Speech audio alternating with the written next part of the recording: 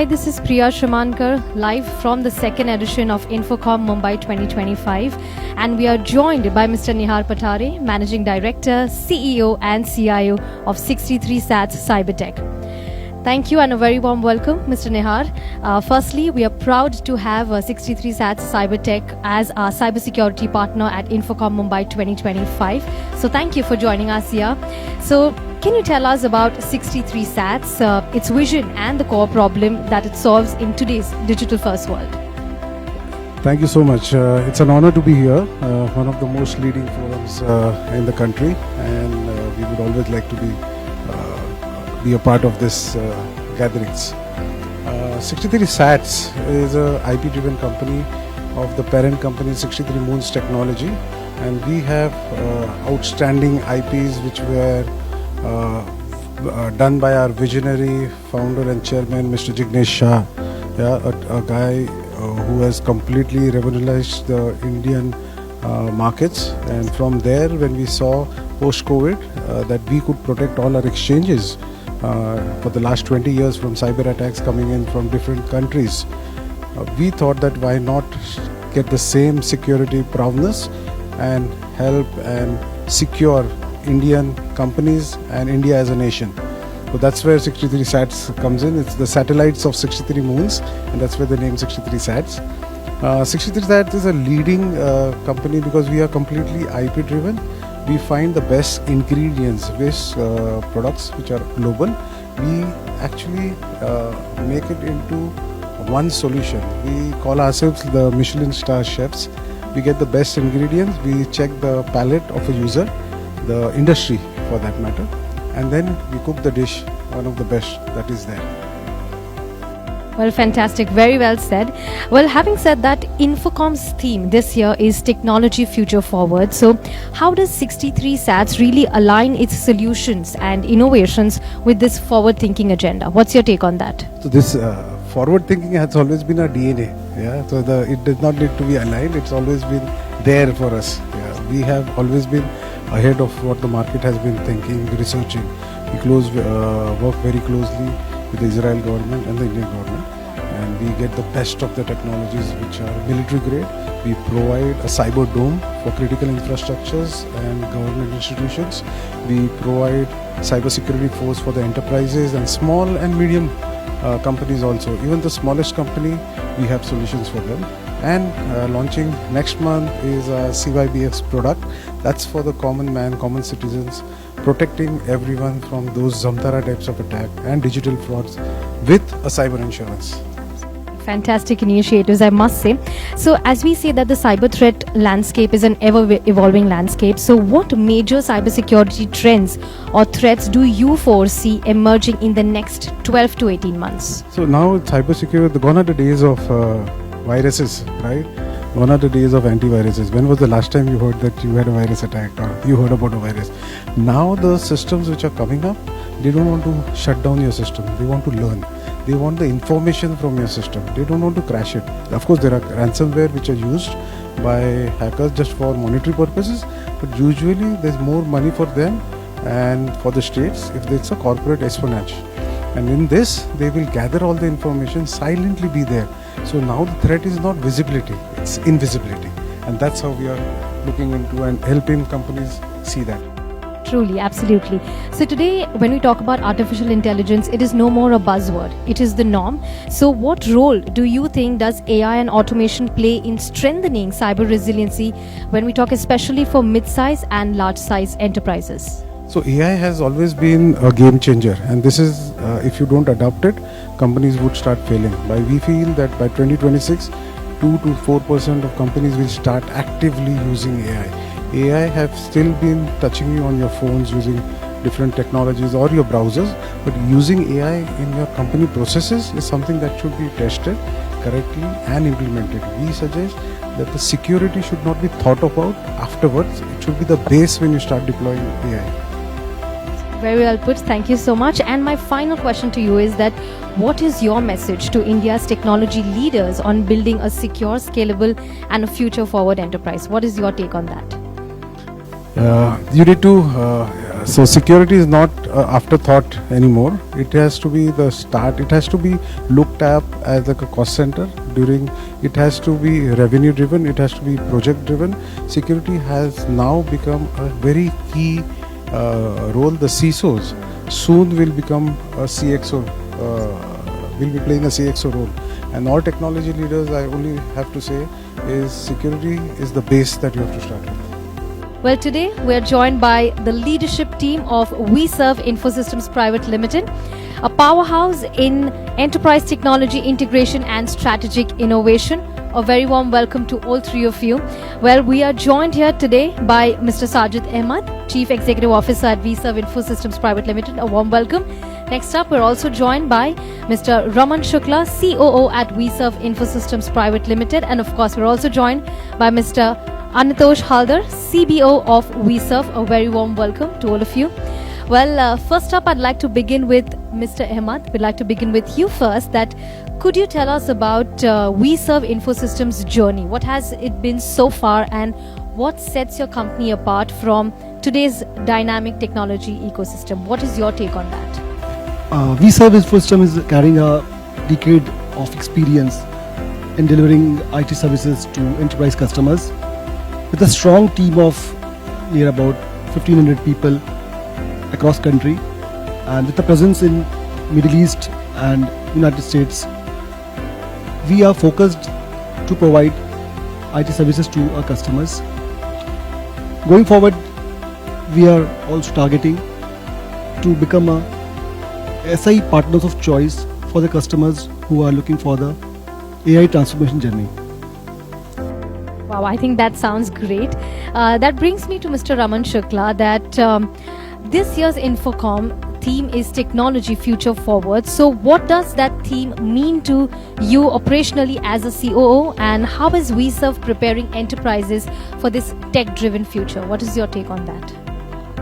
So ma'am, as our CEO told you that like we and have you as you've seen in Anitosh's presentation also, that we want to be a SI for AI in future, and like everywhere we are adopting AI in our operations, either for our customer to reduce the cost of resources which are getting used.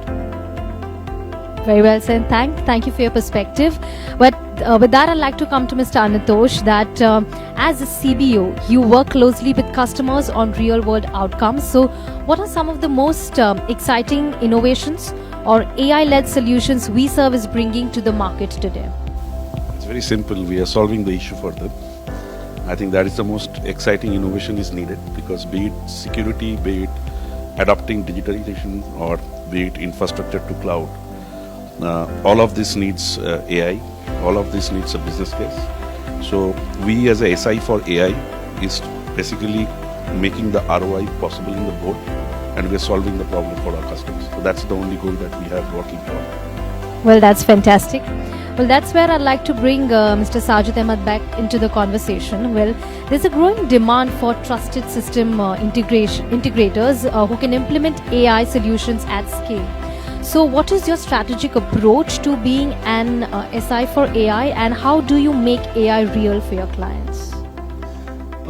Adopting a AI journey for every client, it's not so easy, because every AI application comes with a huge infrastructure requirement, and there's an application requirement as well, and a lot of resources as well. So We Serve is coming up with a AI cloud, which is called a We Serve AI Cloud. In that cloud, we'll be hosting applications which are like already AI enabled, and along with the infrastructure which is supporting the entire application to run properly. And that entire application will be coming for the customers who can use it as and when they want. So this is going to create a readily available AI-led operations for their organization, so that it's not only about technology, it should also give a business outcome.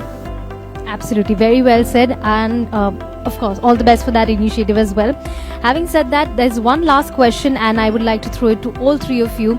We'd like to begin with Mr. Anatosh there. That what is your vision for We Serve Infosystems over the next 3 to 5 years, and how do you plan to lead this in this ever-evolving tech landscape? So it cannot be 3 to 5 years, it's 3 years. Every 3 years you need to transform, right? So as we started the day, SI for AI, the best SI for AI, that's how we want to position. And as our CEO keeps on telling us, that customer experience is the major thing, because anything in AI builds is basically not only an intelligence, it's an experience, right?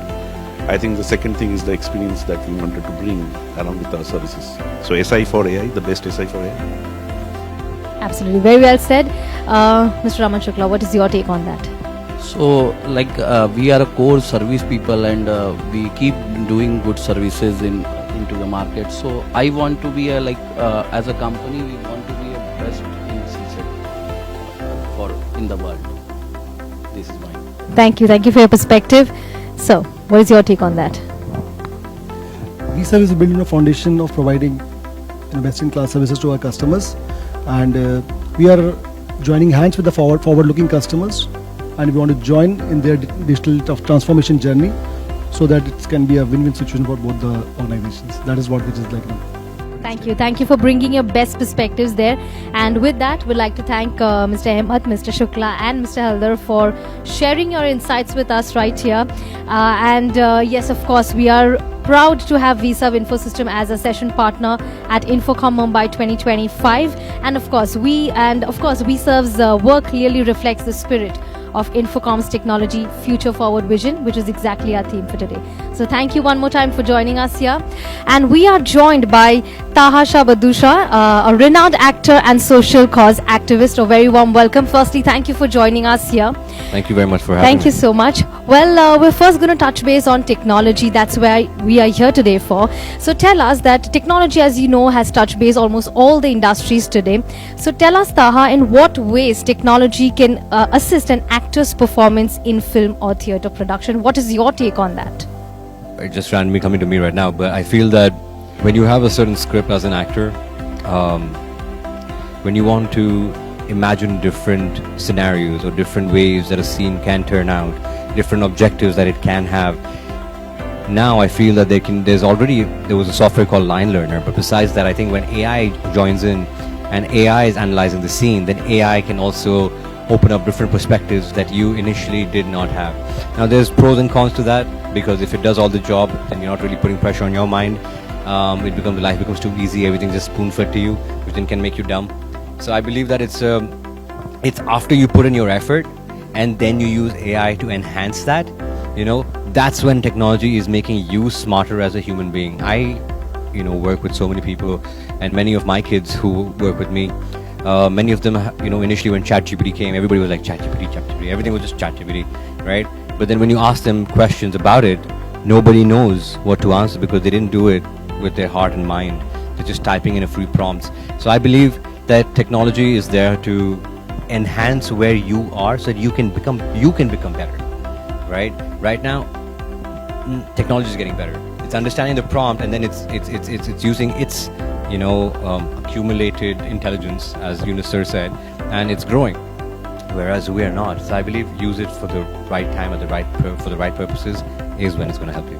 Very well said, Taha. Well, that brings me to my next question, that we've seen you in some wonderful and beautiful roles that you've portrayed, but tell me, what has been your most challenging role to date, and how did you approach that? Challenging role up to date is, sometimes just you trying to be yourself. I think it's every time you're growing, you're changing, new experiences, and then you actually ask whether what you believe your reality is that actually a reality, or something else is reality, or other people think of you as a reality. What is reality, right? So I guess that's the most challenging role that one has to play, is to really be honest to oneself. Don't give stories to yourself, really be honest. And I feel sometimes when success or fame or something comes to you, then sometimes you can actually, might take the wrong turn, or you might think that, I'm successful now, things are going to come to me, and you might just take a back seat.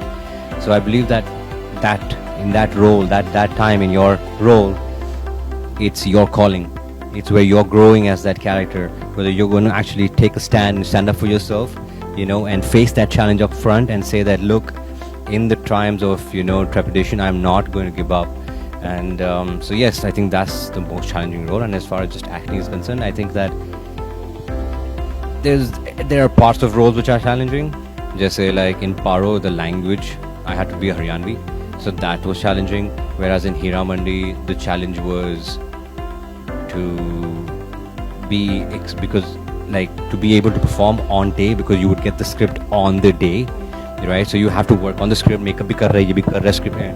So I believe that's a challenge. So challenges come each project by project, and it varies. Wonderful. Very well said. And that brings me to my last question. Your experience at the second edition of INFOCOM Mumbai 2025, how has that been? Yunus Bukhari's bhai sir, whatever, he's so focused on technology and development and animation and VR and so many things. He inspires me, and when he invited me, I think it was a great opportunity to meet the people who are going to be changing the future, who are already the future.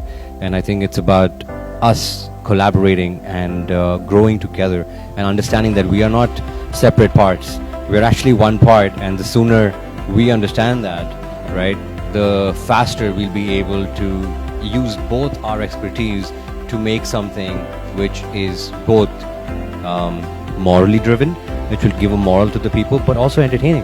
And I think that's the goal. Just so many problems, man. Entertainment is must. All right. Thank you so much, Taha. It's been a pleasure to have you here.